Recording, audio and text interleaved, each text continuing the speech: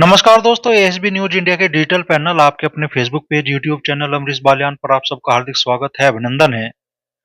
लोकसभा चुनाव 2024 का रन शुरू होने में अब कुछ ही महीने शेष हैं और हर लोकसभा सीट पर गठबंधन से हो या भारतीय जनता पार्टी से हो, दावेदारों ने अपनी दावेदारी के लिए टिकट हासिल करने के लिए भी अपनी दौड़ शुरू कर दी है और जनता के बीच में भी अपनी पैठ बनाने की कोशिशें शुरू कर दी है। बिजनौर लोकसभा क्षेत्र से भारतीय जनता पार्टी का टिकट हासिल करने के लिए दावेदारों की लिस्ट काफी लंबी है और सबसे प्रमुख दावेदार हैं कुंवर भारतेंदु जी, जो कि पूर्व में भी सांसद रहे हैं बिजनौर लोकसभा क्षेत्र से, प्रदेश सरकार में मंत्री है और कई दफा विधायक रहे हैं। तो सर, आपकी राजनीतिक पृष्ठभूमि से जो राजनीतिक तौर पे आप जागरूक लोग हैं वो तो जानते हैं, लेकिन जो नए मतदाता अब आपके क्षेत्र में हैं, थोड़ा अपनी राजनीतिक पृष्ठभूमि के बारे में उन्हें बताएं। पृष्ठभूमि तो मेरा परिवार, मेरे जब पहली बार हिंदुस्तान में चुनाव हुआ था 1937 में, तब मेरे दादाजी जीते थे, राजा चरत सिंह। और उसके बाद मेरे पिताजी बार बार विधायक रहे, 2 बार निर्दलीय रहे, एक बार कांग्रेस से रहे, और फिर मैं बीजेपी में हूँ 91 से, और फिर अब मैं चुनाव जीत रहा हूँ। मैं विधायक भी रहा हूँ कई बार, और मंत्री भी रहा हूँ प्रदेश सरकार में, और एमपी भी रहा हूँ। पिछली बार गठबंधन हो गया था सपा बसपा का, जिसके कारण इस क्षेत्र में खासतौर से अपनी मुरादाबाद कमिश्नरी में 6 एमपी थे हम 2014 में बीजेपी के, और 6 के 6 हम हार गए, और सहारनपुर के भी अपने एमपी बीजेपी के हार गए। तो ये गठबंधन की वजह से था।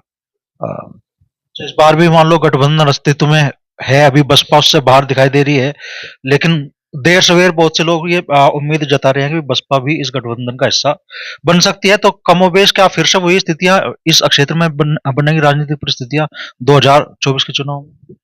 चुनाव कठिन हो जाता है, बहुत कठिन हो जाता है गठबंधन के कारण। मायावती जी का वोटर आज भी अधिकतर उनके साथ ही नजर आता है अगर हम 2022 के चुनाव परिणाम देखें। मगर गरीबों के लिए माननीय प्रधानमंत्री नरेंद्र मोदी जी ने बहुत ज्यादा काम करवाया। जितने भी लाभकारी योजनाएं आ रही हैं वो ज्यादातर गरीबों में, और भूमिहीन, मतलब गरीब का मतलब हो गया गांव में रहने वाला भूमिहीन खेतीहर मजदूर, मतलब हरिजन। सबसे ज्यादा लाभ इन्हें ही मिला है मोदी जी की योजनाओं का। उन्हें शौचालय बनाए गए, उनके पक्के घर बनाए गए, उन्हें घरों में बिजली दी गई, गैस की कनेक्शन दी गई, बच्चों की शिक्षा मुफ्त कर दी गई, उनकी वर्दी मुफ्त कर दी गई, जूते जुराब तक मुफ्त कर दिए गए, मिड डे मील जोड़ दिया गया, और शिक्षा का स्तर बहुत सुधरा है। हम तो देख रहे हैं, चाहे विद्यालय की बिल्डिंग हो, उसमें आप देखिए कितना बड़ा सुधार आया है। पहले आप याद करें 2016 में जो सबसे गंदी बिल्डिंग थी, जिसके ना चार दीवारी थी, ना गेट था, ना पुताई होती थी, और छत तक झूल रही थी। तो हम जाते थे स्कूल में, मास्टर साहब बाहर क्यों बैठे हैं, पेड़ के नीचे बच्चों को छांव में उस क्लास में बैठा लें, ये साहब छत झूल झूल रही है, क्या गिर ना जाए बच्चों पे। ये हालत है हमारे प्राथमिक विद्यालय के। जब से अपनी सरकार आई है, योगी जी की सरकार आई है, तो आप देखिए, अगर सबसे रंग बिरंगी चार दीवारी, उस पे अलग अलग फोटो बने हुए बच्चों की पसंद के, पेंटिंग बनी हुई, और सबसे सुंदर बिल्डिंग अगर कोई गांव में है तो वो आपका प्राथमिक विद्यालय है। आपका डिजिटल क्रांति जो मोदी जी के द्वारा लाई गई है, उसके कारण अंगूठा लगा के टीचर की उपस्थिति दर्ज होती है। हर प्राथमिक विद्यालय में सीसीटीवी कैमरा लगा हुआ है।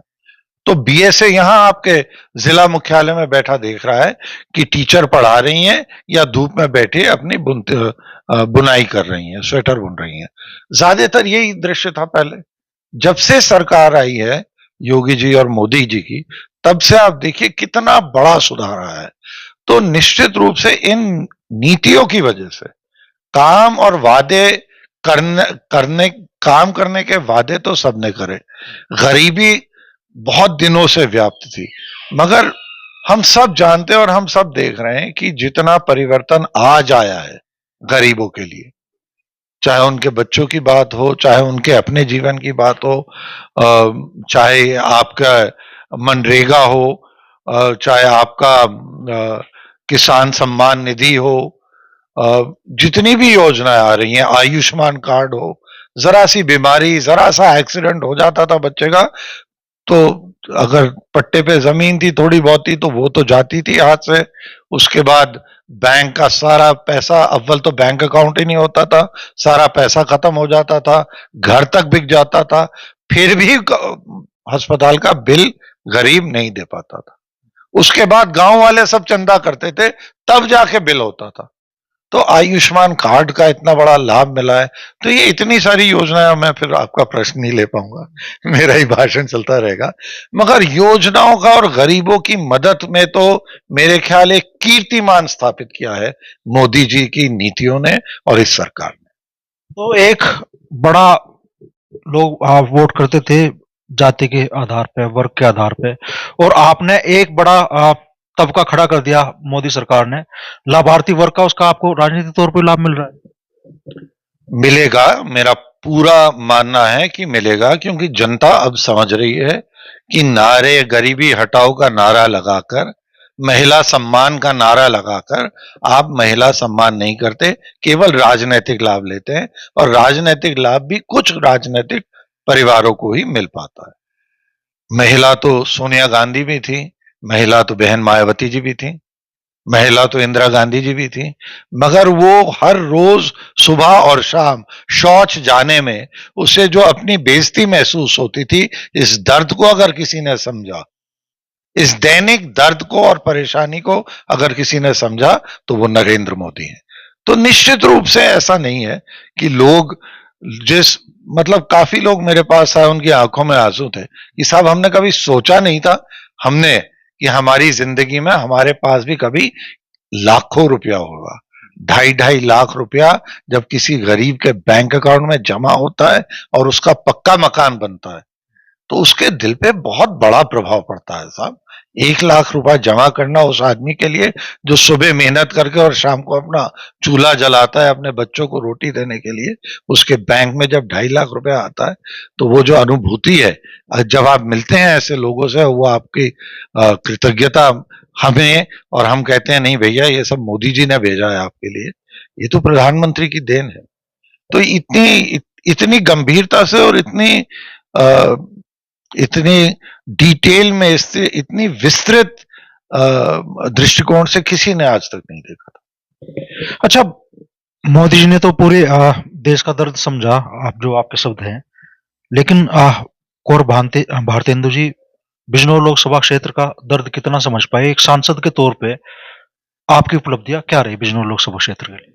सबसे बड़ी समस्या हमारी थी कि गंगा जी के दोनों तरफ लोकसभा है, अजीब परिसीमन किया गया, जिसमें परिसीमन में बताया गया था कि नदी, नाले और रेलवे लाइन, इनका महत्व दिया जाएगा।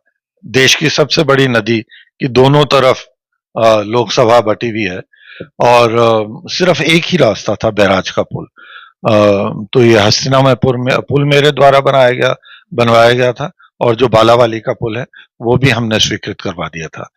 गंगा जी का किनारा है, बैराज का घाट, उमा भारती जी जब मंत्री थी तब उनसे कह के ये बिजनौर में जो घाट बना हुआ है, अब उसका और सौंदर्यकरण होगा। योगी जी से मैंने बात करी है, वहां पे इलेक्ट्रिक क्रेमेटोरियम लगाया जाए, क्योंकि लकड़ी बहुत ज्यादा इस्तेमाल होती है इस क्षेत्र के, चाहे अपने मुजफ्फरनगर का लगा हुआ क्षेत्र हो या हस्तिनापुर का और बिजनौर का भी, तो सभी अपने लोग अपने अंतिम संस्कार वहीं पर होने लग गया है अब। अपना सेंट्रल स्कूल बिजनौर में नहीं था, सेंट्रल स्कूल लाए, मेडिकल कॉलेज लाए, बड़े बिजली घर बनवाए, जिनकी वजह से बिजली की व्यवस्था में और वोल्टेज में बहुत बड़ा सुधार आया है। तो सड़कों का तो जाल बिछ गया है साहब, और सभी योजनाओं से पूरा प्रयास किया गया। मुझे याद है हमारे महेश शर्मा जी मंत्री थे, पर्यटन मंत्री, उनसे कह के मैंने इसमें इसे अपने महाभारत सर्कल में इंक्लूड करवा के और हस्तिनापुर में और अपना किला परीक्षितगढ़ में और काम करवाए थे। तो बल्कि पश्चिम उत्तर प्रदेश में 4 ही योजनाएं स्वीकृत हुई थी। एक संजीव बालियान जी का पंचायत घर जो था उसके लिए पैसा आया था, बाकी 3 जो योजनाएं थी वो तीनों बिजनौर में ही आई थी। तो विदुर कुटी में भी केंद्र सरकार का पैसा आया और उससे वहां पे काम हुआ था। तो जितनी भी हम काम ला सकें, एक रेल का काम हमारा नहीं हो पा रहा, बार बार वो हम प्रोजेक्ट्स ला रहे हैं कि किसी तरह से रेल से हम कनेक्ट कर लें हस्तिनापुर और बिजनौर की रेलवे लाइन जुड़ के, और आपकी मेन रेलवे लाइन जो है मेरठ मुजफ्फरनगर देहरादून जो जा रही है सहारनपुर होती हुई हरिद्वार, इससे जुड़ जाए। ये बार बार हमें बता देते हैं कि साहब ये पिंक बुक में चला गया, इसका एस्टिमेट बन गया, इस बार स्वीकृत निश्चित हो जाएगा। इस बार तो रेल मंत्री जी हमारे प्रभारी मंत्री जी भी हैं, तो मेरा तो आपके द्वारा यही कहना है उन्हें कि साहब इसे प्लीज स्वीकृत कर दीजिए। बार बार इसके एस्टिमेट बनते हैं, हर सरकार में इसके हम एस्टिमेट्स बनवा लेते हैं मगर इस पर काम नहीं हो पाता। अच्छा, आपके लोकसभा क्षेत्र की बड़ी समस्या इस बार रही और हर साल की समस्या है, बारिश में जो पानी आता है वो आपके पुरकाजू विधानसभा क्षेत्र की और बिजनौर जिले की भी बड़े क्षेत्र की फसल तबाह कर देता है। किसान हर साल मुसीबत उठाते हैं लेकिन इस समस्या का समाधान अब तक नहीं हो पाया। इसकी योजना बन गई थी, उत्तर प्रदेश सिंचाई विभाग ने रिफर कर दी थी नाबार्ड को। मैं पटना भी गया था, वहां का जो ऑफिस है जिसे स्वीकृत करके ये भेजनी पड़ती है, पटना से भी स्वीकृत होकर आ गई थी। और प्रोजेक्ट हमने रुड़की से बनवाया था। ये तो जब तक तटबंध नहीं बनेंगे, महंगा प्रोजेक्ट है, बड़ा प्रोजेक्ट है, तब तक ये कटान और बांध, क्योंकि पानी बड़ा तेज आता है, बहुत ज्यादा आता है बरसात के दौरान, उधर गंगा जी भर जाती हैं, सामने बैराज है, उसके वजह से उल्टा पानी का दबाव बहता है।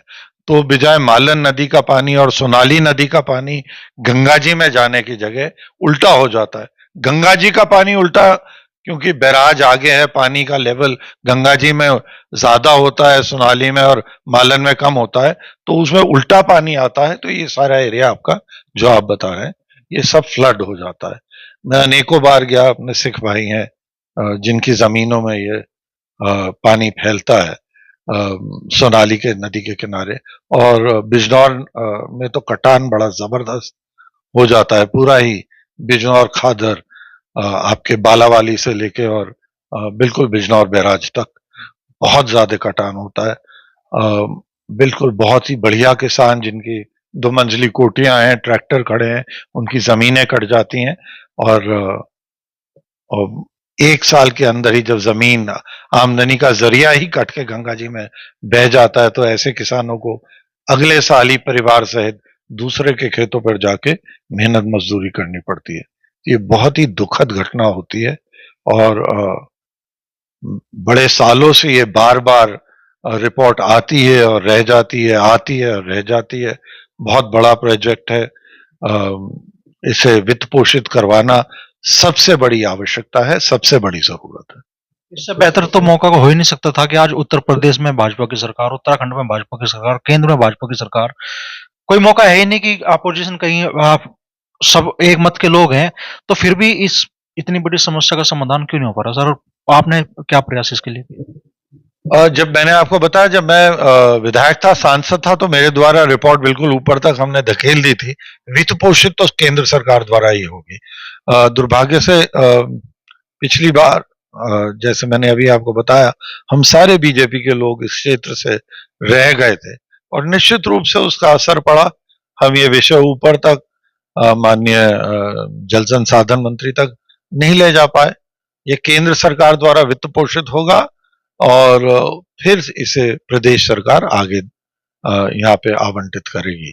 तो जब तक, आपकी बात बिल्कुल सही है, जब तक केंद्र और प्रदेश सरकार में दोनों जगह अपनी सरकार ना हो या इस क्षेत्र के मंत्री ना हो, तब तक ये काम नहीं हो सकता है। इस बार बड़ा अच्छा मौका था, मगर दुर्भाग्य से भारतीय जनता पार्टी इस पूरे क्षेत्र में हार गई। इस वजह से हम अपनी बात ऊपर तक नहीं पहुंचा पाए। जो लोग जीते वो तो मुड़ के देखा ही नहीं उन्होंने, तो इस इलाके में आए ही नहीं। वो तो पता नहीं क्यों लड़े थे चुनाव। उनके दिल में इस क्षेत्र के प्रति, इन लोगों के, अपने लोगों के प्रति कुछ भावना ही नहीं है। वो तो शायद शायद अपने ही उद्योग को संरक्षण देने के लिए आए थे। एक और बड़ी समस्या आपके क्षेत्र की है, मोरना शुगर मिल।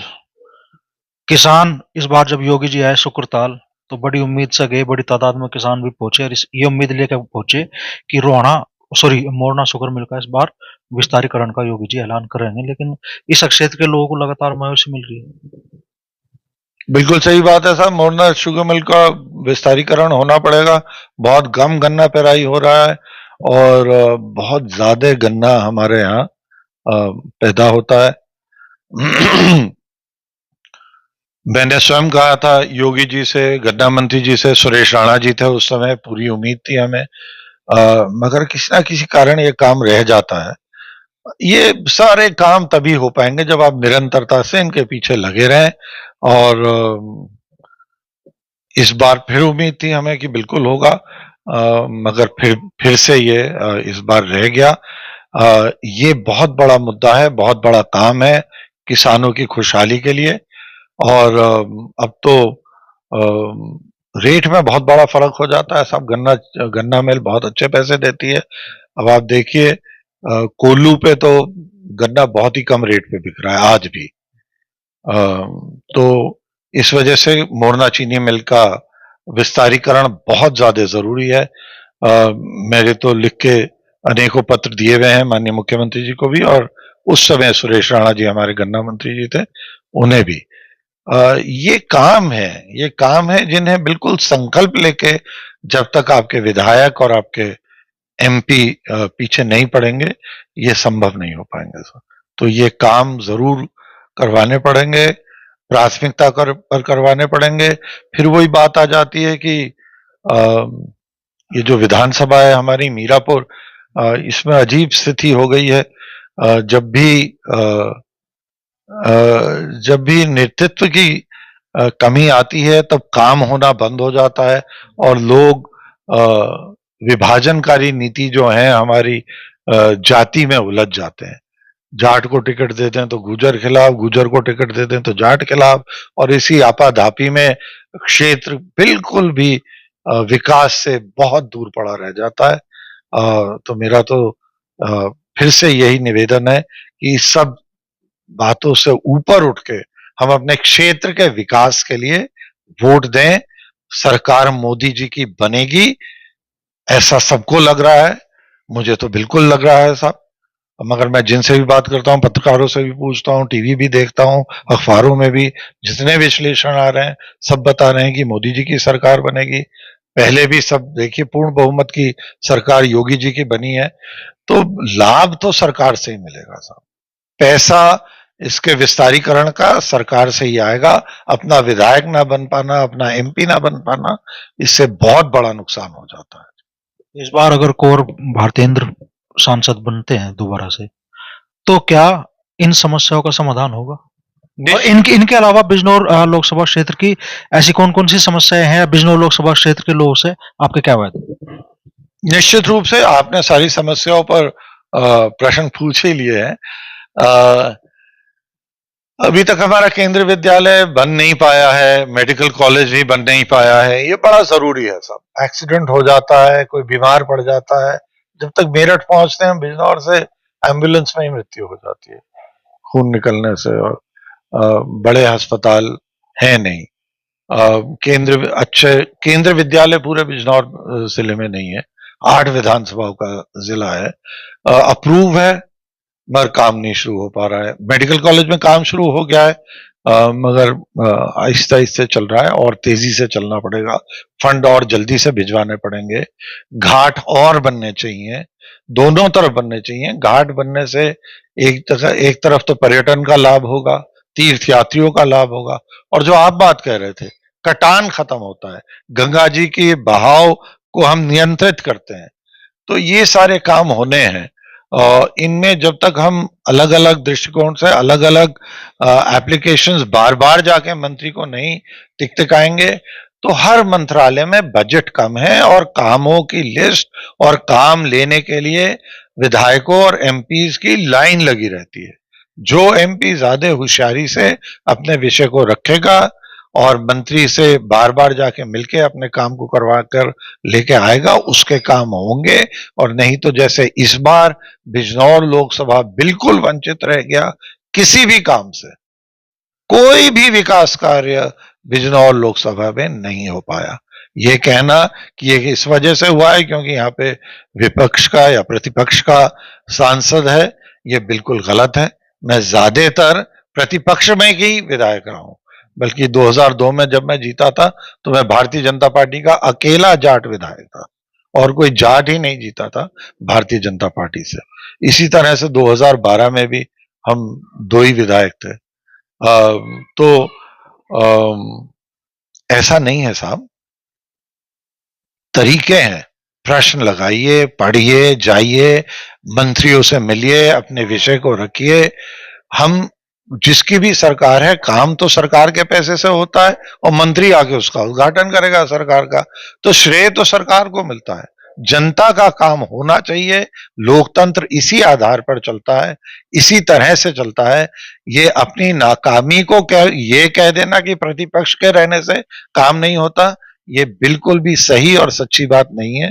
ये बिल्कुल गलत बात है। मैं विपक्ष में ही रहा हूं ज्यादातर अपने राजनीतिक जीवन में, और हमने सारे काम करवाए और प्राथमिकता पर करवाए। अच्छा, आपको लेकर कुछ लोग कहते हैं कि और भारतेंद्र सिंह अपने कंफर्ट जोन में रहते हैं, जनता के बीच में उनकी भी उपस्थिति उतनी ज्यादा नहीं।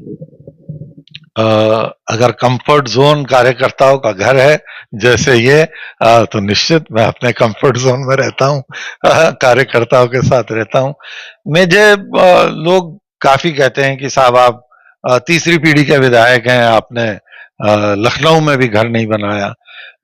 मेरे पिताजी और मेरा ये मानना है कि लखनऊ और अलग अलग जगह में घर बनाने की कोई जरूरत नहीं होती, क्योंकि जब आप जनप्रतिनिधि होते हैं तो आपको सरकारी मकान मिलेगा।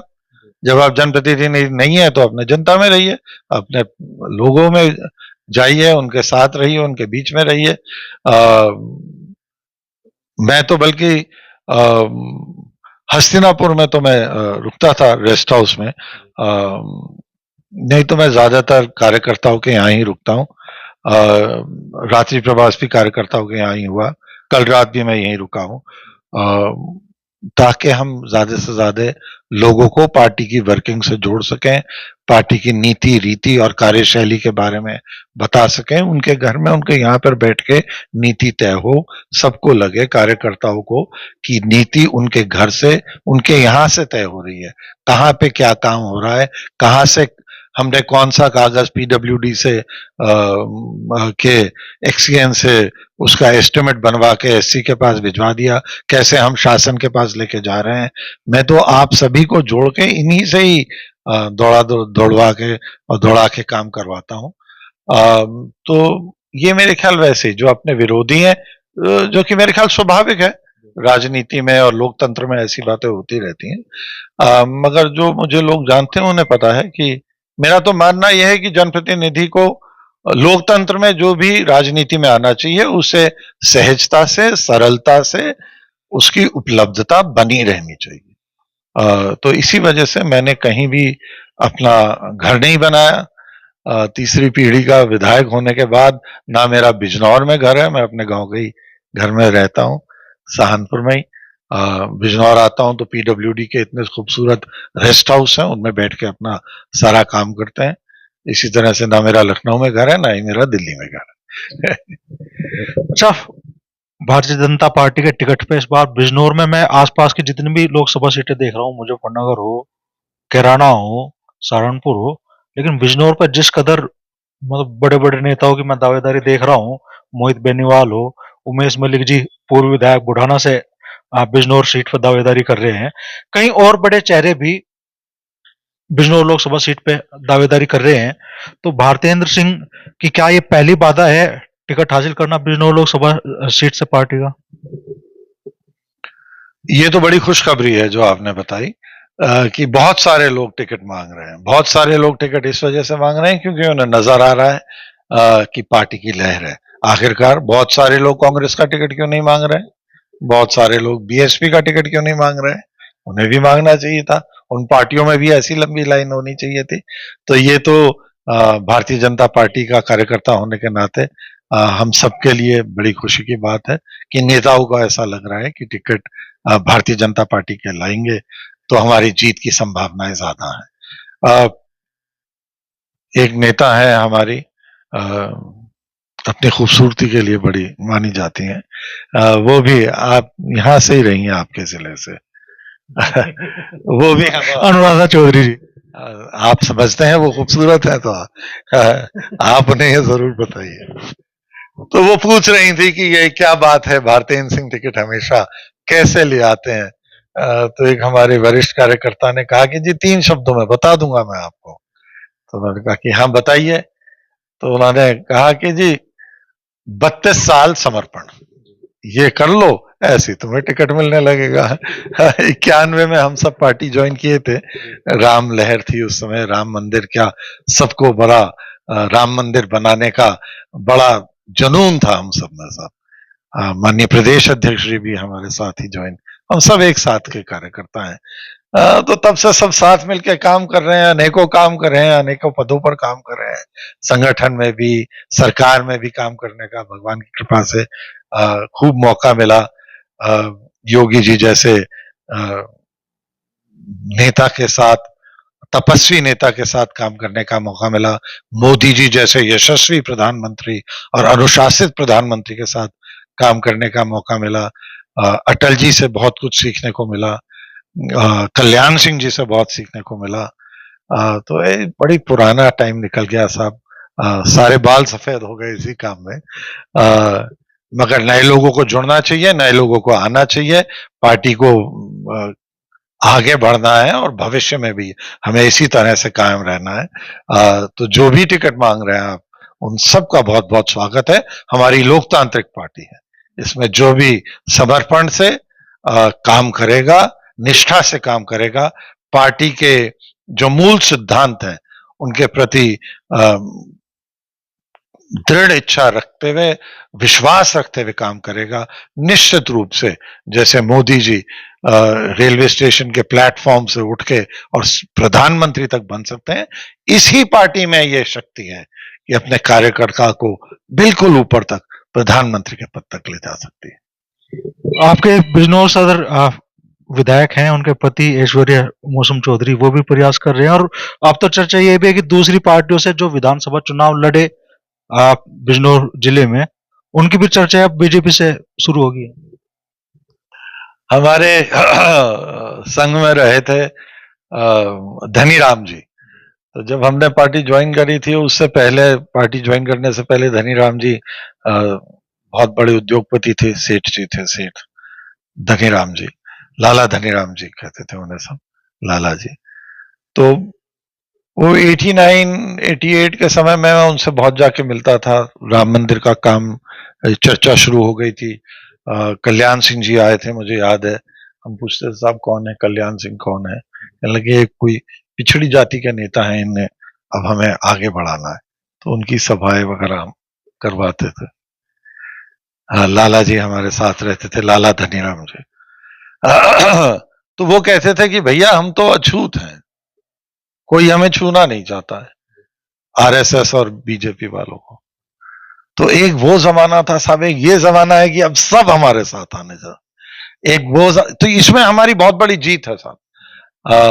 हम तो उस समय के कार्यकर्ता हैं कि मुझे इसमें अब बहुत खुशी होती है ये देख के कि एक वो जमाना था कि जब अपने आप को कुछ हम हीन भावना से देखने लगे थे। एक के बाद एक के बाद एक सरकारें हमारे विपक्ष की बनती रहीं।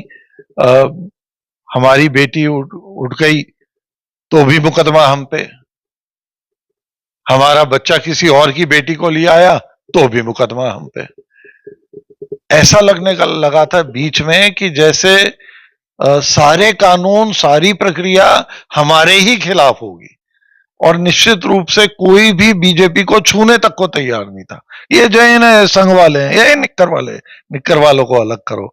तो अब बड़ी खुशी होती है जब दूसरी पार्टी के लोग भी रामायण की बात करते हैं, राम जी का उदाहरण लेते हैं, जय श्री राम कहते हैं, राहुल गांधी जी अपने कोट के ऊपर ही सही मगर जनेऊ पहन लेते हैं। तो कहीं ना कहीं ये भी हमारी जीत है, और इसे देखकर बहुत खुशी होती है। तो मौसम चौधरी जी जुड़ रहे हैं, वो तो खैर अपनी पार्टी के ही हैं, युवा हैं। जैसे मैंने कहा, मुझे बड़ी खुशी है वो टिकट मांग रहे हैं। मेरा मानना ये है, जो मुझे लगता है, कि पति पत्नी को टिकट पार्टी नहीं देती है, मगर टिकट मांगने से लाभ होता है। एक पहचान बनती है, ऊपर नेताओं को मिलने का मौका मिलता है। तो मेरा तो बिल्कुल मानना है कि टिकट मांगना चाहिए, इस बहाने नेताओं से ऊपर तक जाके मिलना चाहिए, सबसे अपना परिचय होना चाहिए। युवाओं नेता है हमारे, अच्छी बात है, पढ़े लिखे हैं, सुशिक्षित हैं, वकील हैं, ऐसे लोग ही रहेंगे पार्टी में, तभी पार्टी आगे बढ़ेगी। बहुत अच्छी बात है। एक आखिरी सवाल अब मैं आपसे करना चाहूंगा। विधानसभा चुनाव में पुरका जी आप लोग हार गए, मीरापुर आप लोग हार गए, और बिजनौर सदर बहुत कम मार्जिन से भारतीय जनता पार्टी जीत पाई। शायद 5 में से 3 विधानसभा सीटों पे आज गठबंधन का कब्जा आपके लोकसभा क्षेत्र में है। तो कितना आसान ये लोकसभा चुनाव आप लोगों के लिए होने वाला है 2024 में?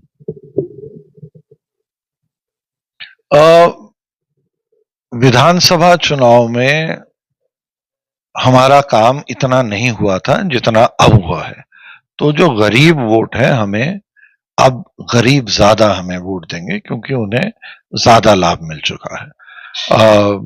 ये जो आपने बताया, मैंने भी इसका जवाब दे ही दिया है कि कहीं ना कहीं राष्ट्रवाद पर जातिवाद हावी हो जाता है, और जब तक हम इस बात को समझ नहीं लेंगे, हमारे मतदाता, कि हम जातिवाद को हावी नहीं होने देंगे, हम जातियों की गिनती नहीं कर रहे हैं, हम मुद्दों पर वोट दे रहे हैं।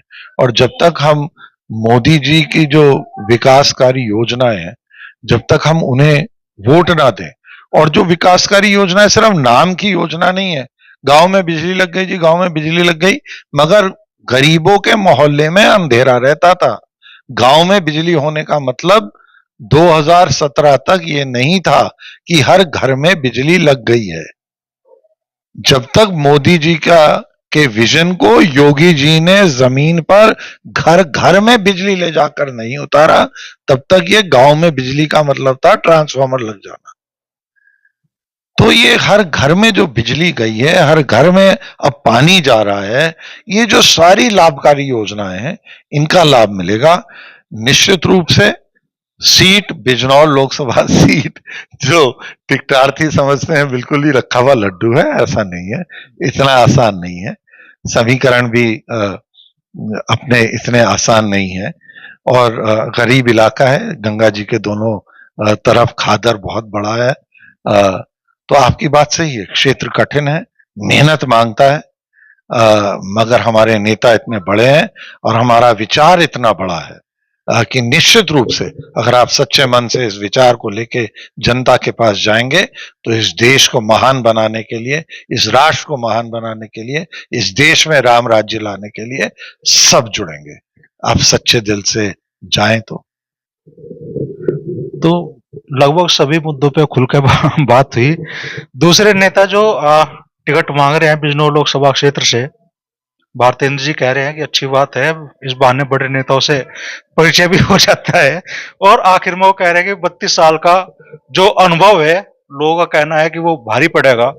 और बिजनौर लोकसभा क्षेत्र की जनता वाकई बड़ी समस्याओं से जूझ रही है, और